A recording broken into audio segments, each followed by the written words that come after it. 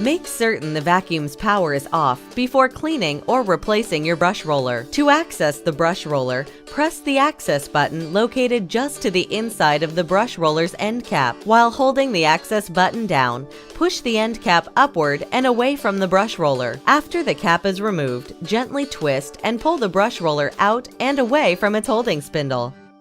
Replace your brush roller by fully inserting it into the power head with a gentle twisting motion. Insert the end cap into its holding groove and turn it upward to snap it into place.